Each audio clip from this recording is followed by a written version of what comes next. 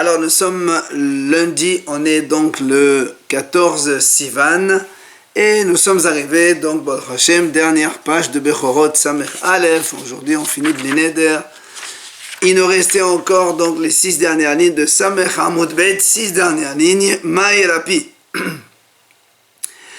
On a vu lorsque donc un homme se trompe et quand il fait le maaser des animaux, il compte 1, 2, 3 jusqu'à 8. Après, au lieu de dire 9, 10, il s'est trompé, il a dit 10. Après, il a dit 9. Et après, le 11e, il a dit 10. On a dit donc que le 11e, il est Kadosh. Et après, on avait dit donc que le 11e, c'est Shlamim. Le 9e, il mangera, il se manger avec Baal. Donc, seulement quand il a un moum. Et le 10e, le vrai 10e animal, donc c'est Maaser. Et on avait dit dans la Mishnah, donc il y avait une règle que lorsque le 11e donc, va être donc, qualifié de 10, il ne sera Kadosh que si dans le 10e animal, il n'a pas dit 10. Mais si dans le 10e, il a dit 10, alors le 11e, il n'est pas Kadosh. Alors, bien l'Agma dit, en fait, Rabbi, lui, il a dit autre chose. Alors, Rabbi, on a dit comme ça, Détania. قال لعسيري أحد عصر والأحد عصر عسيري إن أحد عصر قدوش devrait Rabbi. Rabbi lui il dit comme ça. Si quelqu'un, au lieu de dire 10, il a dit 11. C'est-à-dire il a fait 1, 2, 3, 8, 9, 11 directement. Et après le 11e il a dit 10. Rabbi il dit, le 11e il n'est pas Kadosh. Pourquoi? Le fait d'appeler le 10e 11, ça s'appelle aussi... On a enlevé donc parce que quand on dit c'est-à-dire il ne faut pas dire que le 10e, il ne faut pas le qualifier du 10. Nous on a dit quand on dit 9, alors le 11e il est Kadosh. Alors il vient Rabbi dit même quand on dit 11, aussi le 11e il est Kadosh. Il n'est pas Kadosh. Pardon. Pardon. Le fait de dire qu'il est 11, ça, le 10e, on le qualifie de 11, le 11e, il n'est pas Kadosh. C'est-à-dire, c'est comme si on lui a donné un titre comme si il était 10e. Ça, c'est les paroles de Rabbi. Rabbi aussi, mais Ahada, c'est la Kadosh. Rabbi aussi, donc lui, dit, non, le 11e, il est Kadosh. Pour la même raison, comme on a dit maintenant, Klal Amrou, que il y a un principe, Amar Rabbi, Rabbi dit tout le temps qu'on n'a pas enlevé le nom du 10 du 10e, le 11e il n'est pas Kadosh. Et là aussi on n'a pas enlevé on n'a pas enlevé le nom du 10e du vrai, alors le 11e il n'est pas Kadosh. Mais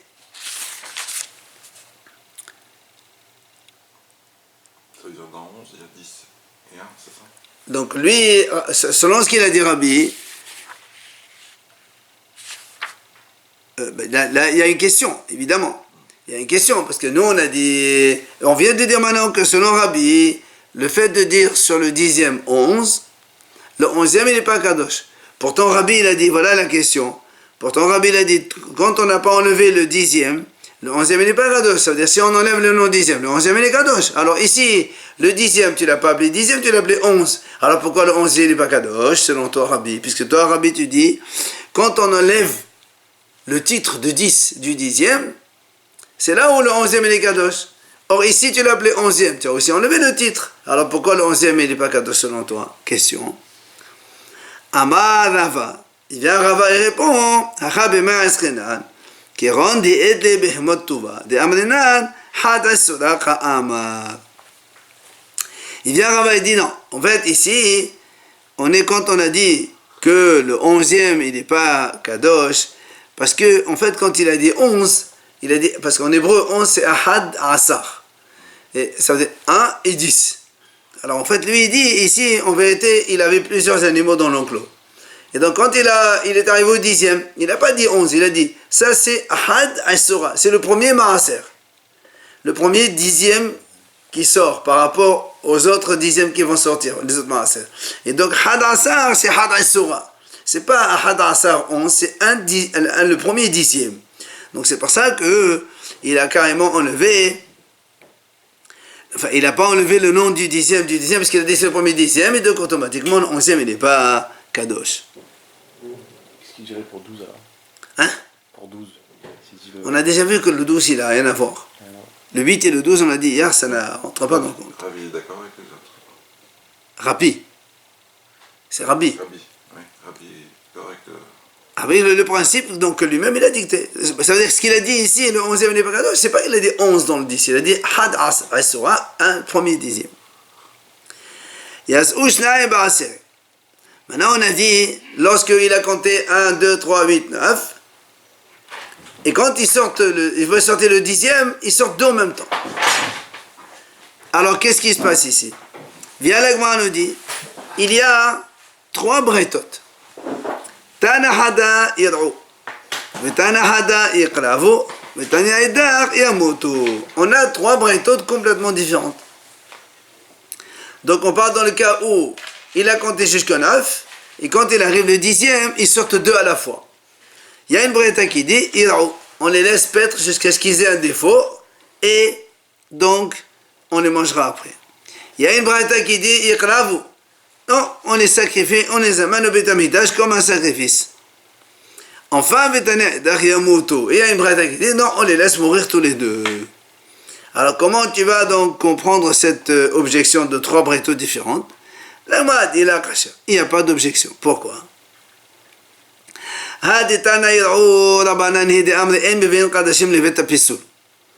La première breta qui a dit, on les laisse paître, l'auteur c'est les Chachamim.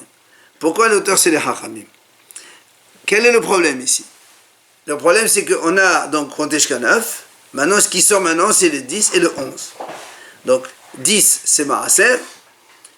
Et 11 c'est, on a dit, si les Kadosh, c'est quoi? C'est Korban Shlamim. Bien.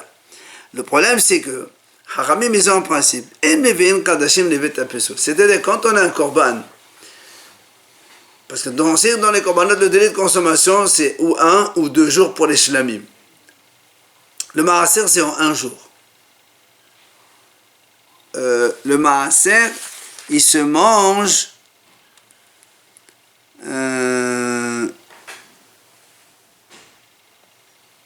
shlamim. Non, c'est comme shlamim, c'est ça.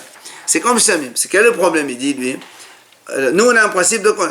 Quand on a un délai de consommation d'un korban, on n'a pas le droit de faire en sorte de raccourcir, réduire ce délai.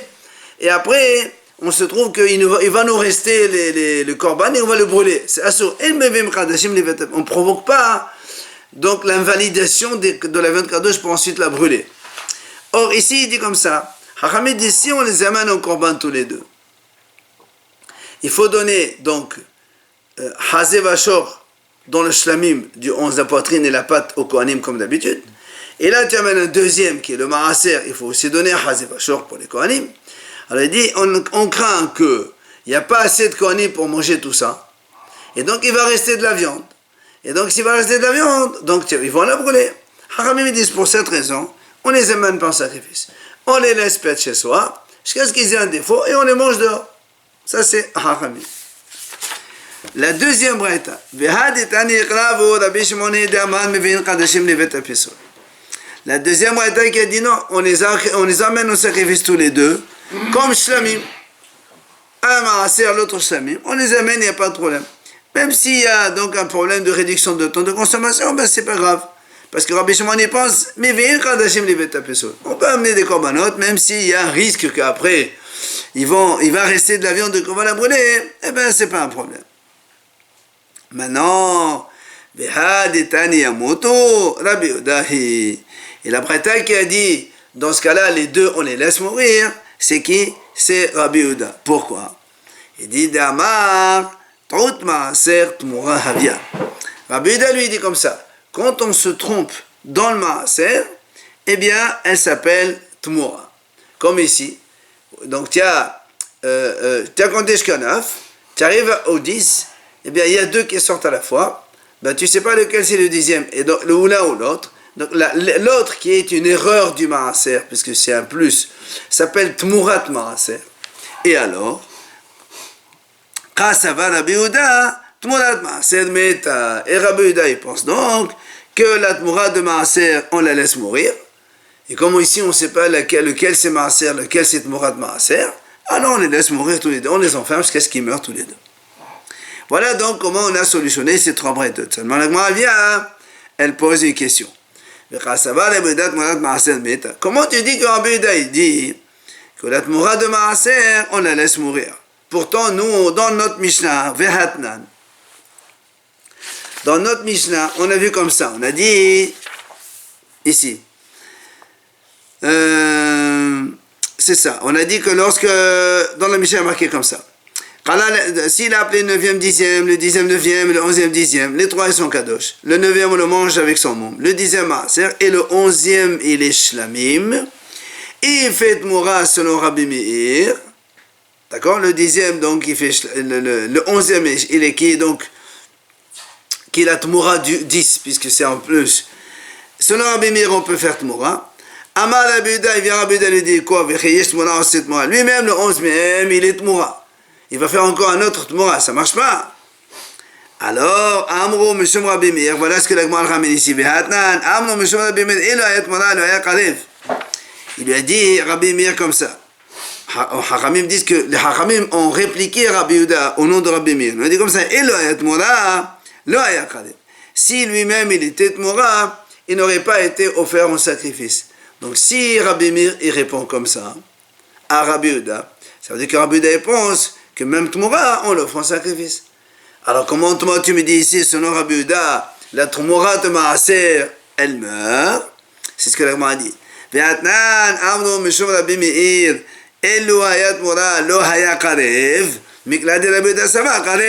Donc si on dit au nom de Rabbi Meir, on objecte à Rabbi Yehuda, que si c'était une Tmoura, on n'aurait pas amené au sacrifice, ça veut dire que Rabbi Yehuda pense que la Tmoura, on l'amène au sacrifice. Et comment tu dis que selon Rabbi Yehuda, la Tmoura, elle meurt, la Tmoura du Maaser, elle meurt? Maintenant, la Gemara dit,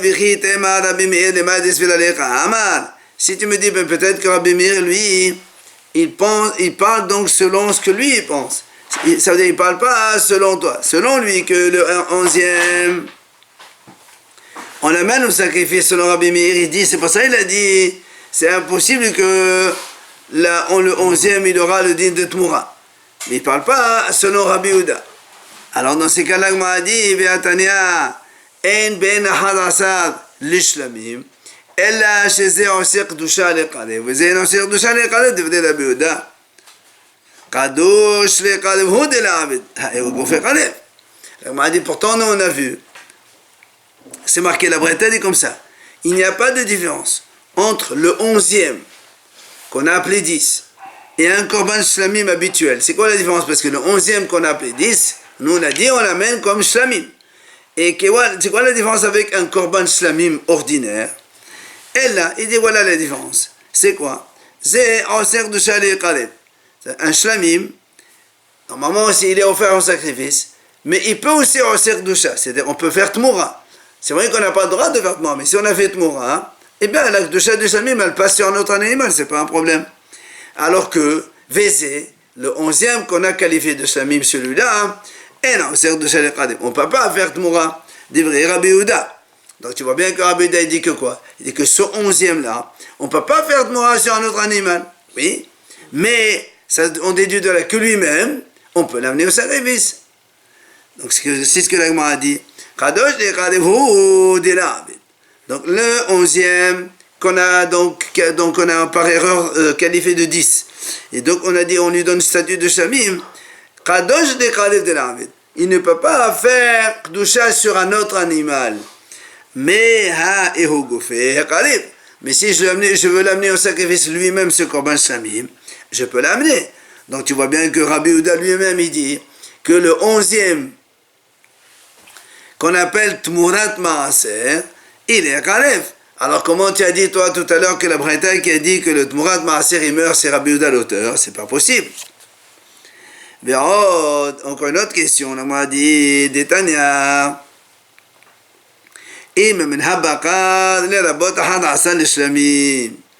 Dans la Torah c'est marqué, dans Vaïkra là-bas, quand on dit elle fait le statut donc de tous les différents animaux qu'on amène. Si c'est un animal, un petit bétail, ou si c'est un gros bétail, Alors nous on dit, pourquoi tu dis Menabakar? Puisque après tu dis Menatson, donc forcément celui-là c'est le Bakar. Elle dit, c'est pour inclure le 11e, ce fameux 11e, donc agneau qui sort en 11e position et qu'on dit ce titre 10, et que celui-là on lui donne le statut de Shlamim. Comme quoi, lui aussi on amène un korban. Alors tu vois bien que le 11e, il est offrable comme sacrifice. Maintenant, tu vas me dire, Yacho, c'est un animal béafatishiri. Ah, si tu me dis qu'on offre le 11e au korban shlamim, alors tu vas me dire peut-être aussi qu'on peut offrir le 9e aussi. Mais ça dit si on se trompe, et quand on arrive au 9e, on dit ça c'est un 10e, peut-être aussi il faut l'amener shlamim. Alors il te dit non. Pourquoi? Or, quand on fait un animal, quand est-ce qu'il sanctifie? C'est après, pas avant. C'est-à-dire quand tu dis le maaser, il est 10e. Si tu fais tmoura, évidemment, c'est après. Tu ne peux pas faire un tmoura avant le korban lui-même. Donc tu ne peux pas consacrer le 9e avant le 10e. Mais quand tu as fait le 10e, alors le 11e, il y a tmoura aussi, c'est pour ça. Et tout ça, c'est où? C'est dans la dracha de Chumash Vaikra. Or, ces drachot-là, c'est un sifra. C'est sifra. Or, qui c'est qui a dit qu'elle a écrit le sifra? Mani, Rabbi Yehuda. C'est Rabbi Yehuda qui a dit ça.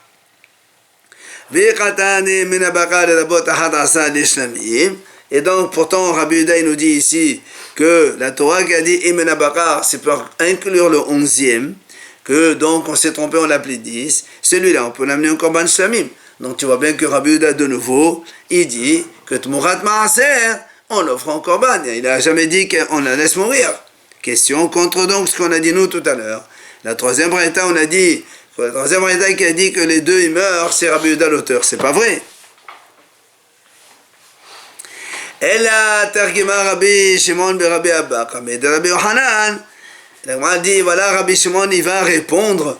Il dit, en vérité, la braïta qui a dit Yamutu, c'est Bemaaser Bazman Hazi Askenan ou Mishum Takada. Il dit, en fait, on parle le Maaser aujourd'hui. La braïta qui a dit que quand on compte 1, 2, 9, et quand il arrive 10, il y en a deux qui sortent à la fois. La braïta dit, les deux, on les laisse mourir, c'est aujourd'hui. C'est-à-dire aujourd'hui où il n'y a pas de Beth Amikdash. Et qu'est-ce qu'on fait quand on a quelqu'un qui a fait Maaser? On ne peut pas travailler avec, on n'a pas le droit de le manger, on n'a pas le droit de le faire en sacrifice. Tu vas attendre jusqu'à qu'il ait un moum, on craint peut-être peut-être que le monsieur il va oublier, il va se mélanger avec d'autres, il va le faire travailler, il va le faire tondre, et tout ça c'est assourd. Haramim ils ont dit, Yamoto, tu laisses mourir, c'est terminé. Ah, la m'a dit, m'a dit, si vraiment tu m'apprends cette halakha, pourquoi tu as besoin de me dire le cas de 2? Dis-moi le cas d'un seul. Tu as fait un maaser, 1, 2, 3, 10, le 10e, il meurt. Pourquoi tu as besoin de dire s'ils sortent 2 à la fois, tous les 2 ils meurent? Tu peux me dire aussi s'il sort un seul à la fois, le 10e, on le laisse mourir, puisque on est aujourd'hui, après le Rabban Beth Amikdash, on ne peut pas l'amener au korban, et tu n'as pas de solution. Et si tu le laisses chez toi, tu vas trébucher, tu vas le faire travailler, tondre, etc. On le laisse mourir, tu n'as pas besoin de m'apprendre un cas avec deux animaux qui sortent à la fois. Quel intérêt? Et après, pourquoi tu m'apprends les deux? Aflo Hadnami, là. Aflo Hadnami. Alors, on m'a dit, tu as raison. Là, mais tu as raison. Ça, là, on m'a dit, le cas du un seul, quand il sort 10e, ça, c'est évident qu'il va mourir. Puisqu'on nous a dit qu'aujourd'hui, on ne peut pas l'amener au Beth Amikdash, on ne peut rien faire avec, on ne peut pas le laisser chez nous parce qu'on risque de se tromper, de faire travailler ou de le tondre, on laisse mourir. Mais pourquoi on t'a enseigné le cas de 2? Là, mais l'ipsida. Parce que quand c'est un seul agneau maaser que tu as, bon, ça c'est évident qu'on va le laisser mourir. Parce que finalement, un agneau, c'est pas tellement de perte. Mais quand il y en a 2 qui sortent à la fois, moi t'apprends, tu vas me dire, attends, quand même, 2, il va perdre 2 agneaux. Peut-être qu'on va être plus tolérant. On dit, mais je laisse chez toi, attends qu'il y ait un mot, et après tu peux le manger. J'aurais pu penser cela. Eh bien, la braïta ici a dit, non monsieur, même s'il y en a 2, tu es obligé de les laisser mourir, parce qu'il y a donc cette crainte de trébucher dans le fait de les laisser et donc pouvoir de les tondre ou bien donc les faire travailler, ce qui est sourd dans les Kadashim. Et donc c'est pour ça que cette paraïta ici, elle a dit on les laisse mourir. Et pourquoi on ne pourrait pas le laisser avec un défaut, c'est interdit ça? Hein? Pourquoi on ne le laisserait pas avec un défaut? Avec quoi? Un défaut, on les laisserait avoir un défaut. Et non, justement, c'est à cause du fait qu'on risque de travailler ou de les tondre. Alors, Itma, l'Agma dit, Ha'omer l'ishloho se ve'asir alay. L'Agma nous ramène ici, si un homme, il a donc de céréales à prélever. Par exemple, il a 100 kilos de blé. 100 kilos de blé, il demande à un chalit, va faire le maaser pour moi. Or, nous, on sait, pour prélever la trouma, il y a 3 niveaux différents. Pour la trouma, il y a le niveau moyen, 1,50, c'est-à-dire 2%. Il y a le niveau généreux, 1 sur 40, 2,5%. Il y a le niveau radin, c'est 1/60, c'est-à-dire 1,33, etc. Donc, quelqu'un, il dit à son chalit, va prélever. Tu vas dans ma grand jama et tu prélèves. Il y avait 100 kilos, tu prélèves trouma. Alors, là, papi, monsieur Medabama. Ah, pardon, là on parle pas, pardon. Là on parle des animaux d'abord. Il lui a dit, va faire maaser des animaux. J'ai un troupeau là-bas, va prélever, faire le maaser béma. Là, papi, monsieur Medabama. Kadal la tesha asede kadosh. Ou la had asar asede no kadosh. Voilà, papa, amana filo kadal tesha asede no kadosh. Il a dit, Rapapi, si maintenant, il a appelé le 9e, 10e. Donc il a dit 1, 2, 3, 4, 5, 6, 8. Quand il arrive au 9, il a dit, ça c'est le 10e.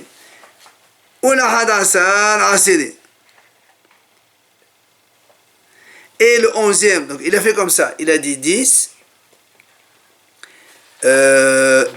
Attends, il a dit 10. Et le 11e aussi, il a dit 10. Alors il vient Rapapi, il dit, le 9e, il est Kadosh. C'est ça. Et le 11e, il n'est pas Kadosh. Le 10e, c'est le 10e. Non, lui, le 9e, il a appelé 10. Nous, le 10e, selon ce qu'on a dit, que si le 11e, il n'est pas Kadosh, c'est que le 10e, il a appelé 10. D'accord. Maintenant, lui, Rapapi, dit que quoi? Donc, moi, j'envoie un chalet. Je lui dis, va me prélever. Et lui, il s'est trompé. Il a dit 1, 2, 3, 4, 5, 7, 8, 10, 10, 10. Allez, comme ça. Rapapi, il a dit, le 9e, il a appelé 10, alors il est Kadosh. Comme on a dit, c'est-à-dire on va le manger avec un mot, on attend qu'il y ait un mot pour le manger. Et le 11e, il amène ce korban samim, et le 10e, c'est le maaser. Vient Rapapa, il dit non, afelo kala la tesheri aseri, et non Kadosh. Il dit non, même si le 9e, il appelle 10e, il n'est pas Kadosh. Pourquoi? Parce qu'il veut lui dire, le monsieur qui l'a envoyé, il dit, écoute, moi, je ne t'ai pas envoyé pour me faire des histoires. Je t'ai envoyé pour faire une mission convenable. Tu as failli à ta mission. Toute ta mission, elle est nulle. Donc, il n'y a rien qui est Kadosh. Ça, c'est Papa qui dit ça.